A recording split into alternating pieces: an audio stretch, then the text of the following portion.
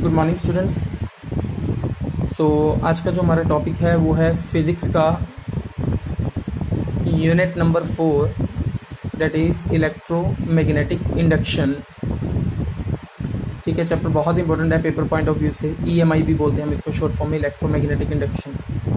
इसके अंदर first definition है, फर्स्ट डेफिनेशन आती है मेरे पास मैग्नेटिक फ्लक्स। आपको याद हो हमने इलेक्ट्रिक फ्लक्स भी पढ़ा हुआ है इससे पहले यूनिट नंबर 1 में। अब हमारे पास मैग्नेटिक फ्लक्स है। क्या होता है magnetic flux? That is it is defined as a total number of magnetic lines of force crossing a given area normal. कि अगर मेरे पास कोई सरफेस है, इस सरफेस में से जितनी भी लाइंस इस सरफेस के थ्रू पास कर रही हैं, उन लाइंस को क्या बोला जाता है? That is magnetic flux. जो इस सरफेस के अंदर से पास कर रही हैं नॉर्मली, और we can say that perpendicular. Example के लिए जैसे ये सरफेस मैंने कंसिडर कर लिया, ठीक है। अब ये देखो, ये टोटल लाइंस मैंने ऐसे बना ली। अब ये वाली लाइन तो इस सरफेस के अंदर से पास कर ही नहीं रही, इसका मतलब ये तो नहीं आएगी। ये पास कर रही है तो फर्स्ट 1 हो गया, ये पास कर रही है 2 हो गई, ये पास कर रही है 3 हो गई, ये नहीं कर रही है क्या? तो इसका मतलब टोटल कितनी लाइंस पास कर रही हैं? 3। इसको मैग्नेटिक फ्लक्स कितना हो गया? 3। सिमिलरली मैंने सरफेस को थोड़ा सा बढ़ा दिया, ठीक है, बड़ा कर दिया, और तो अब ये सारी लाइंस पास कर जाएंगी। तो अब कितनी लाइंस पास कर रही हैं? 5। तो मैग्नेटिक फ्लक्स कितना हो गया? 5। तो मीन्स टू से जो भी लाइंस किसी सरफेस में से पास करेंगी तो वो टोटल लाइंस को क्या बोला जाता है? Magnetic flux.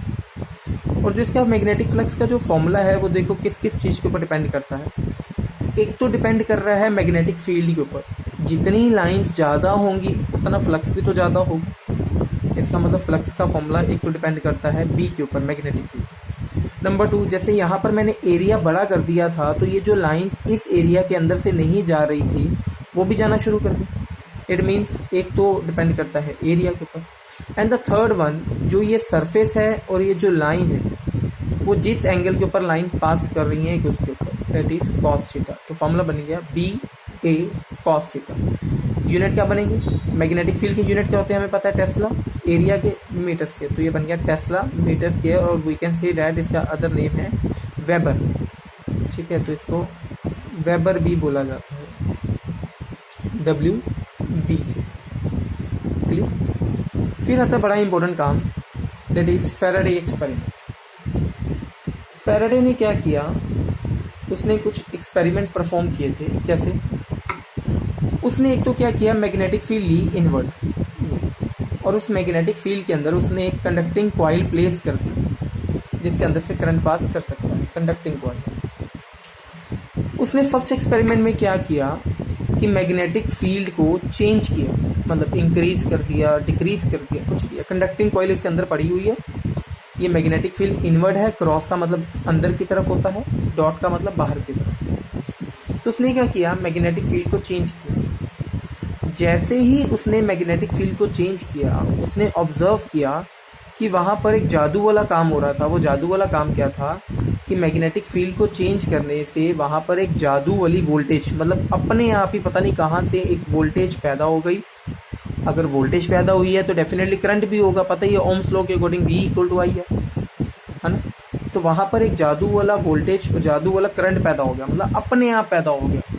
ठीक है, उसको भी समझ नहीं आया कि ये कैसे हुआ। उसने तो मैग्नेटिक फील्ड को चेंज किया था और ऑब्जर्व किया कि एक इंड्यूस्ड EMF, जादू वाली वोल्टेज को बोला जाता है इंड्यूस्ड EMF, जादू वाले करंट को बोला जाता है इंड्यूस्ड करंट, तो वो प्रोड्यूस हो गया। ठीक है, ये इसका फर्स्ट एक्सपेरिमेंट था। फिर सेकेंड एक्सपेरिमेंट में क्या किया उसने?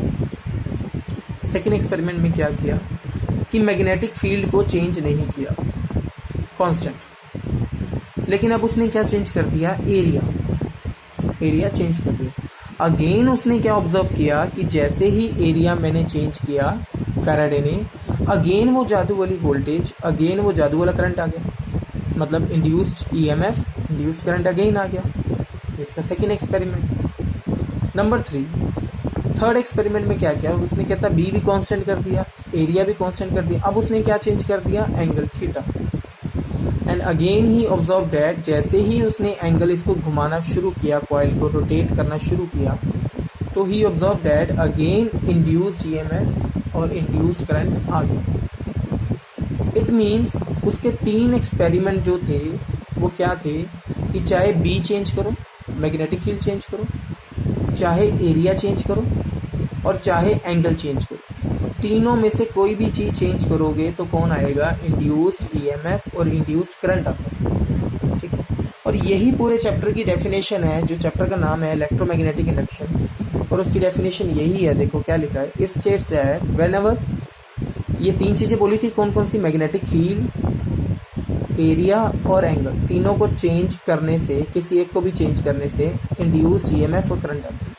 अच्छा, ये तीन चीज़ें अभी मैंने पढ़ी थी, कहाँ पढ़ी थी ये तीन चीज़ें पढ़ी थी मैंने फ्लक्स में भी, बी ए कोस थीटा।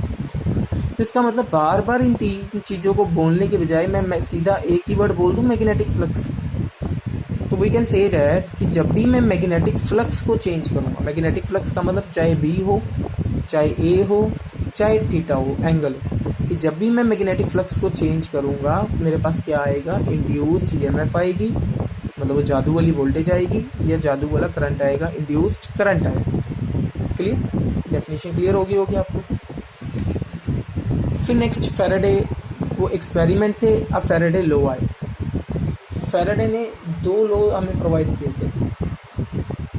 फर्स्ट लॉ क्या था,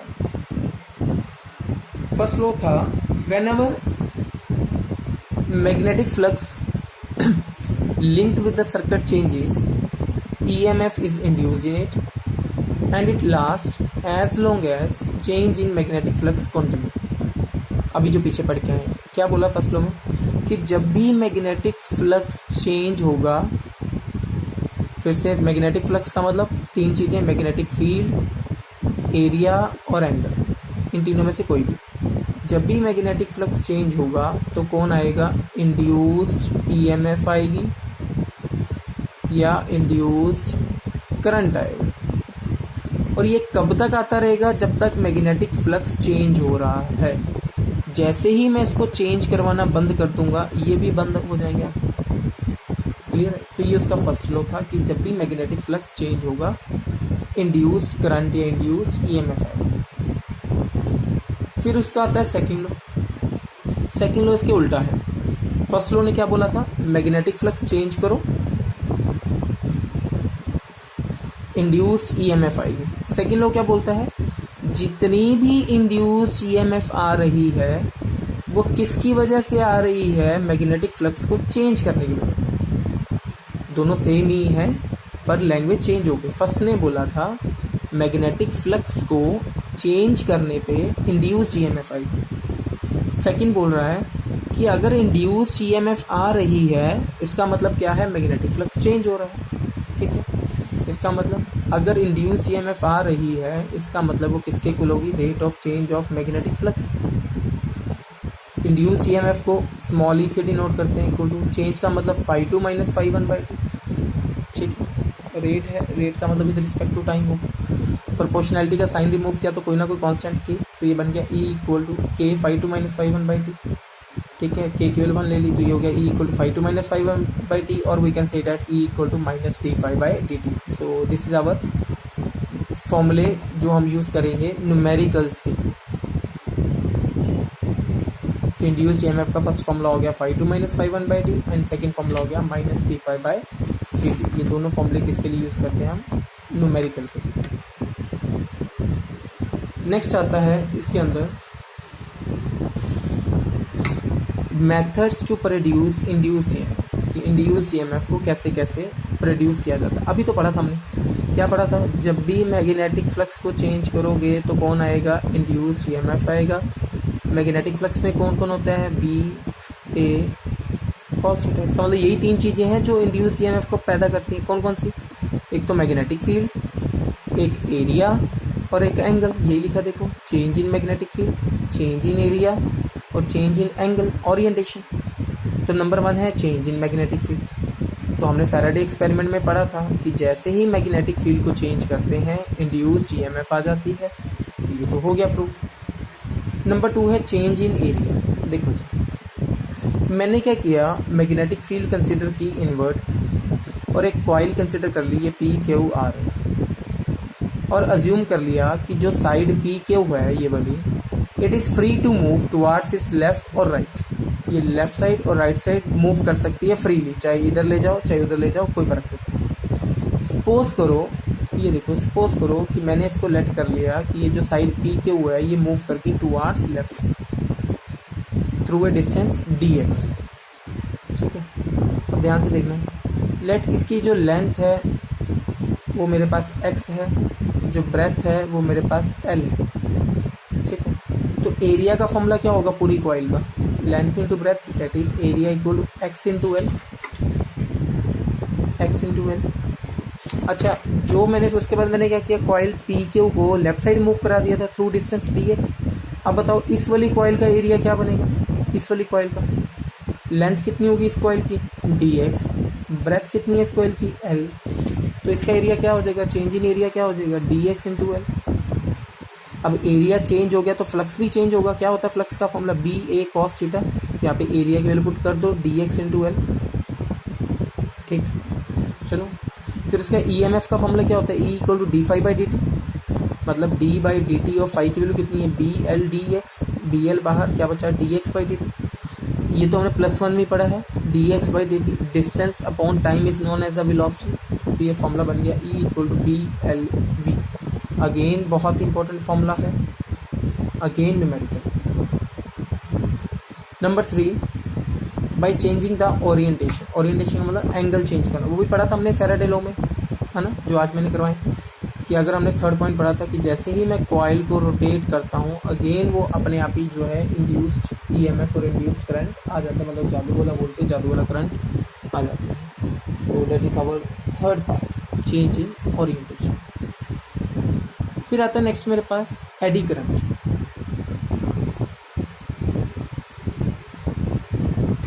एडी करंट, इसके 3 नाम हैं, एडी करंट, फोकाल्ट करंट और इंड्यूस्ड करंट। इंड्यूस्ड करंट तो अभी हमने सुना है, अभी पढ़ा था हमने कि जब भी मैग्नेटिक फ्लक्स को चेंज करते हैं तो एक जादू वाला वोल्टेज, जादू वाला करंट आता है, जादू वाली वोल्टेज को इंड्यूस्ड EMF बोला जाता है और उस जादू वाले करंट को इंड्यूस्ड करंट बोला जाता है, और उसी का ही दूसरा नाम है एडी करंट। इसका मतलब डेफिनेशन का बनेगी, whenever magnetic flux linked with the circuit changes EMF is induced in it and the current so produced is called the eddy current or induced current।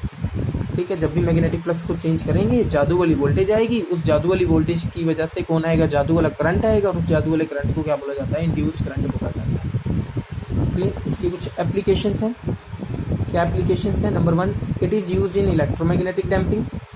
Number 2, induction furnace के लिए use किया जाता है। Speedometer of automobiles, जो हमारे vehicles वगैरह होते हैं उसके अंदर स्पीडोमीटर लगा होता है जो, वो इसी करंट की वजह से चलता है। और सम इलेक्ट्रॉनिक मीटर्स के अंदर भी ये यूज़ होता है। ठीक है, तो आज की वीडियो के लिए इतना ही, तो आप इसको स्टडी कर लेंगे आज इसको प्रॉपरली। सो नेक्स्ट वीडियो के अंदर हम इसका नेक्स्ट पार्ट कंसिडर करेंगे। ठीक है बेटा, thank you so much you.